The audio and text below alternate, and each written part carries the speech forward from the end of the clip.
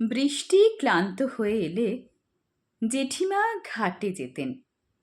কাঁখ ভর্তি বাসন ত্রিভুজ করা হাত নিয়ে চলতেন ঘাটে। বৃষ্টি তখন দেদার ঝরে ক্লান্ত হয়ে টিপ টিপ ছোট দানায় গা এলিয়ে দিয়েছে। বাতাসের ঠেলে গুঁড়ো তুষের মতো ছড়িয়ে যাচ্ছে। 4টে ধাপ নেমে জেঠিমা বাসন মাজতে বসতেন।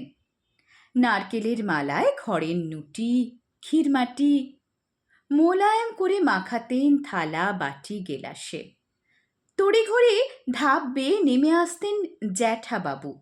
মস্ত লস্করি ছাতাখানা খুলে বলতেন, করো কি বিনোদ, ঠান্ডা লেগে যাবে নি, সারা রাত কাশবে তো আবার।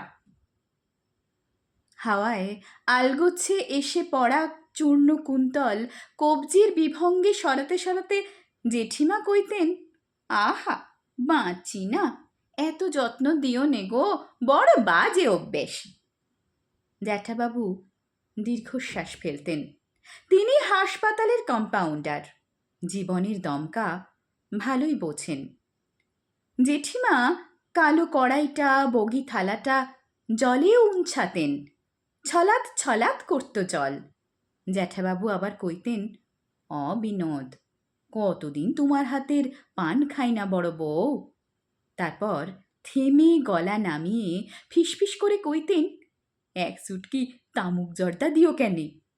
জেঠিমা কপট রাগ দেখিয়ে কইত, যদি বলো বুকে হাঁপ ধরেছে, দেব গুমটো কিল। হাসির ঢেউ উঠত, বাতাসেও হেসে দমকা মারত জলে। ঢেউ সেও হাসত। বহুকাল পেরিয়ে গেছে জেঠিমা বিনোদিনী দাসী আর জ্যাঠাবাবু সুশীলচন্দ্র আর এ ঘাটে আসেন না।